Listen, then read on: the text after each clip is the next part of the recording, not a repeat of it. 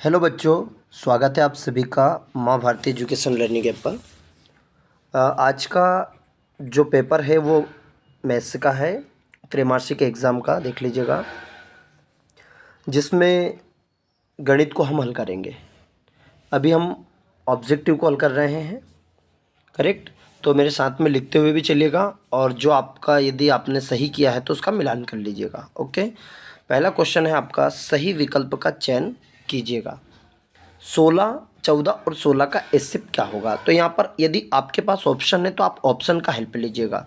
देखिए, 3 का जाएगा क्या 14 में? नहीं जाएगा। एसएफ का मतलब हमने कई बार वीडियो में पढ़ा है कि एसएफ का मतलब एक वहाँ छोटी से छोटी, मतलब वैसे आंसर इसका छोटा था, लेकिन बड़े में क्या लिखेंगे हम? वहाँ बड़ी से बड़ी संख्या जो दी गई संख्या को पूर्ण रूप से डिवाइड कर दे, उसे एसएफ कहते हैं, कॉमन फैक्टर। अब 3 से 14 का जाएगा क्या? नहीं जाएगा। 4 से 14 में जाएगा क्या? नहीं जाएगा।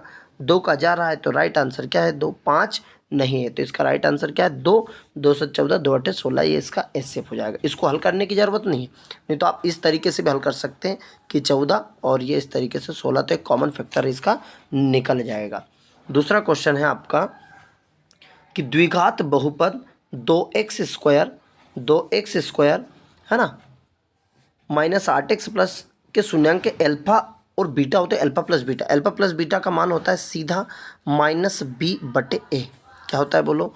-b/a। -b क्या है यहाँ पर? देखिए, -1 ऑलरेडी पहले ही है, ठीक। तो ये लिखा हमने माइनस, और यहाँ एक और माइनस है, तो माइनस का 8। ए का मान क्या है? ए का मान 2 है।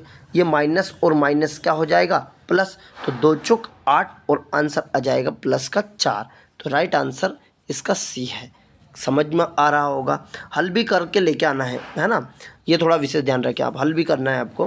क्वेश्चन है आपका कि यदि a1/a2 बराबर b1/b2 is not equal to c1/c2 है, तो रैखिक समीकरण किस प्रकार होगा? तो आपको यदि a1/a2 बराबर ये, तो इसका कोई हल नहीं। ये तीनों ही याद कर लेना, बहुत इंपॉर्टेंट है, आपके एनुअल एग्जाम के लिए भी बहुत इंपॉर्टेंट है। करेक्ट है, चलेगा। इसका आंसर है कोई हल नहीं। नेक्स्ट है आपका, यदि द्विघात समीकरण x² bx है ना प्लस c मूल समान हो तो समीकरण का विविक्तिकर का मान क्या होता है? तो विविक्तिकर का मान यदि होता तो d बराबर 0 हो, तब जाके मूल समान होता है। तो इसका राइट आंसर a बराबर 0। ठीक है। 3×10 का 30वां पद क्या होगा? अब देखिए, 13 है, तो 30वां पद मतलब सूत्र सीधे आपको लगाना है a + 29d, ये इसका सूत्र है 30वां पद। अब a का मान कितना है? यहाँ पर 13 है, रख दीजिएगा 13 + 29 इंटू d का मान कितना है? देखिएगा 13, फिर इसके बाद 10 आया, 10 के बाद 7, 3 कम होता जा रहा है, -3, तो 29 या 87 हो जाएगा, और 87 में से 13 घट जाएगा, 7 में से 3 गए तो 4, 8 में से गए तो 74। क्या है इसका राइट आंसर? 74। लेकिन काय का? माइनस का कि प्लस का, ये इंपॉर्टेंट होता है। तो ये क्योंकि 87 काय का है? माइनस का, क्योंकि प्लस माइनस क्या हो जाएगा यहाँ? माइनस। तो राइट आंसर आया इसका 74। कौन सा है? माइनस का 74। तो यहाँ पर विशेष ध्यान रखें, आपको सूत्र लगाना है a + 29d।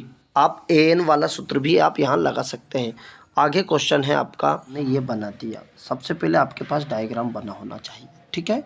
तो यहाँ पर लिखा a b और ये लिख दिया मैंने c, parallel AB parallel DE, तो ये लिखा मैंने D और ये लिख दिया E। चित्र आ गया समझ में? CD की वैल्यू इन्होंने दी है, C से D की वैल्यू 3 सेंटीमीटर, EC की वैल्यू, E से C की वैल्यू 4 दिया है, DE BE की वैल्यू यहाँ तक 6 दिया है, तो DA की वैल्यू क्या होगी? तो यहाँ पर थेल्स प्रमेय आप जानते हैं, थेल्स प्रमेय बराबर क्या होता है? CD क्या हो जाएगा? थेल्स प्रमेय इधर कर देता हूँ, CD/DA, CD/DA बराबर CE है ना, या EC, CE/EB या BE, बात एक ही है, EB या BE। तो CD की वैल्यू आपको दी है 3, कितना दिया? 3/DA, और इधर CE की वैल्यू 4/में, इसकी वैल्यू 6 दिया है। अब हम क्रॉस गुना कर देंगे, 4 × DA हो जाएगा, यहाँ कर देता हूँ 4 × DA हो गया cross Guna, 4 into D A और इसका इधर गुना हो गया 6 इंटू 3 तो 6 तिया 18 हो गया। अब आपको डी ए की वैल्यू चाहिए तो डी ए की वैल्यू 18/4 काट देंगे हम, 2 नामे की 18, 2 दूनी 4, 9/2। 2 को फिर आपने भाग लगाया तो 9 का आधा करते हैं तो 4.5, इसका आंसर 4.5। आई होप आपको प्रश्न समझ में आया होगा। इसको व्यवस्थित आप कॉपी में नोट डाउन कीजिए। राइट आंसर 4.5 है। क्वेश्चन है आपका कि रिक्त स्थान की पूर्ति कीजिए। 4√3 एक संख्या है, तो कैसी संख्या है, संख्या कैसी है ये, तो ये 4√3 एक अपरिमेय संख्या है। द्विघात बहुपदों में शून्याङ्कों की अधिकतम संख्या 2 होती है। कितनी होती है, 2। समीकरण 2y प्लस के बराबर x बराबर 2 और y बराबर है तो k का मान, बस सीधा मान रख दीजिएगा। यहाँ पर क्या है, 2 गुणित x का जो मान है, x का मान 2 है, प्लस y बराबर, है ना, बराबर के का मान, तो y का मान भी कितना दिया है, यहाँ पर 1 दिया, तो y का मान भी क्या रख दीजिए 1, तो 2 दूनी 4, 4 और 1 5, तो k का मान कितना हो चुका 5, तो राइट आंसर आपका आ जाएगा k का मान प्लस का 5। समीकरण px बराबर 0, जहाँ px घात 2 हो तो बहुपद क्या कहलाएगा, द्विघात समीकरण। क्या कहलाएगा, द्विघात समीकरण। यदि ए बी सी समांतर श्रेणी में तो बी को ए और सी का क्या बोलेंगे, समांतर माध्य। जैसे कि बी क्या है कि ए प्लस सी, यदि मान लीजिए ए बी सी है समांतर श्रेणी में, समांतर श्रेणी मतलब इनके बीच का अंतर एक जैसा है, तो ये जो बी होता है वो समांतर माध्य निकलेगा। कैसे, थोड़ा सा एक एग्जाम्पल के माध्यम से समझिएगा। मान लीजिए समांतर श्रेणी है 1, 3 और 5। समांतर श्रेणी का मतलब इनके बीच का अंतर समान है। तो देखो ये जो 3 आंसर आएगा ना, ये समांतर माध्य आएगा। 5 और 3 8 और 1 9, 9 बटा संख्या कितनी है 3, है ना, 9/3, 3 तिया 9, तो आंसर कितना है 3, तो बीच वाली संख्या ही तो आई, तो इसको हम बोलते हैं समांतर माध्य। आगे आपका समरूप त्रिभुज, समरूप त्रिभुज के संगत कोण कैसे होते हैं, बराबर होते हैं। ये आपका रिक्त स्थान हो गया। आई होप आपको रिक्त स्थान समझ में आया होगा। दूसरा है आपका अगला नेक्स्ट, सत्य सत्य कि एक प्राकृत संख्या का अभाज्य गुणनखंड उसके गुणनखंडों के क्रम को छोड़ते हुए द्वितीय क्रम में अद्वितीय होता है। तो बिल्कुल राइट आंसर है अद्वितीय, क्या यानी कि उभयनिष्ठ गुणनखंड क्या होता है, उभयनिष्ठ गुणनखंड होता है। तो ये राइट आंसर आपका पहला वाला सत्य है। क्या है पहला वाला सत्य। एक्स प्लस बी एक द्विघात समीकरण है क्या, तो ये असत्य है, क्योंकि ये एक रेखिक है। ये भी याद होना चाहिए है क्या ये, तो एक रेखिक समीकरण है। कैसा है, और एक चर वाला, क्योंकि चर कितने हैं यहाँ पर, एक चर वाला रेखिक समीकरण है ना। राइटिंग पर मत जाना आप, सीधे आपको, है ना, सीधे आपको जो मैं बोल रहा हूँ उस पर विशेष ध्यान देना है।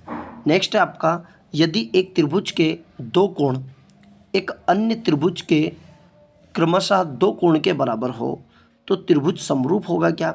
देखिए एक डायग्राम बना के, एक ये त्रिभुज लिया हमने, एक त्रिभुज के 2 कोण, ये 2 कोण ले लिए मैंने 40 डिग्री 40 डिग्री, है ना, या 50 डिग्री।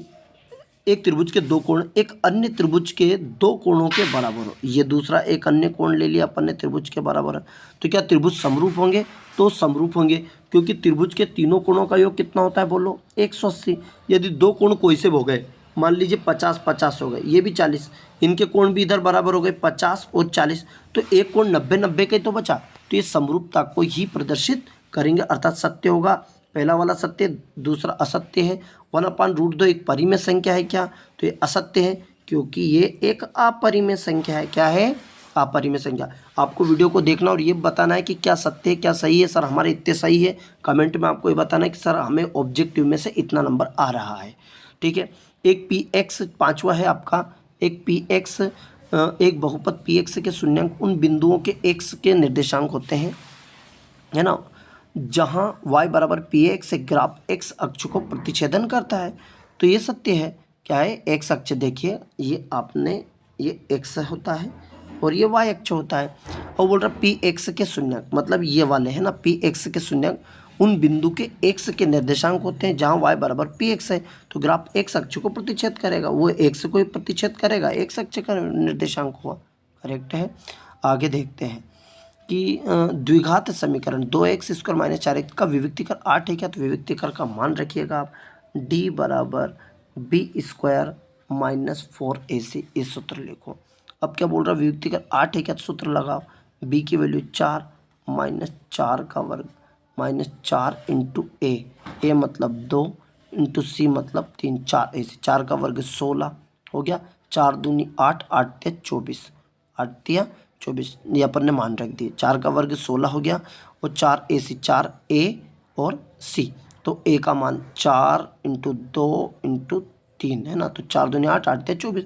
अब 24 में से 16 जाएगा तो जो भी बचेगा, लेकिन माइनस का 8 बचेगा। यहाँ पर विविक्ति कर क्या दिया, 8 प्लस का 8, इसलिए ये असत्य हुआ। अब फिर से अपन देख लेते क्या क्या सत्य था। पहला सत्य है, दूसरा असत्य है, तीसरा सत्य है, ये असत्य है, फिर आपका सत्य है और फिर ये असत्य। गजब का ट्रिक दिया है, ठीक है, सत्य सत्य सत्य सत्य से लग गए। तो आपने ये भी आपके बताइए कितने सही है। क्वेश्चन है अगला, सही जोड़ी मिलाइए, सही जोड़ी मिलाइए। 21 और 81 और 27 का एलसीएम क्या है। एलसीएम का मतलब ऐसी संख्या होती है जिसमें दोनों का भाग चला जाए, तो ये 81 है। तो देखो 81 एकम 81 और 27 तिया 81 होता है। रेखिक बहुपद की घात 1 होती है, कितनी होती है, 1, रेखिक बहुपद की घात 1। अब जो जो आपको आते हैं ऑलरेडी कहते हैं सभी वर्ग होते हैं, तो सभी वर्ग होते हैं समरूप, ये एच लगा दो। समांतर श्रेणी का nवां पद क्या सूत्र होगा, ए एन बराबर a plus N minus 1 into D.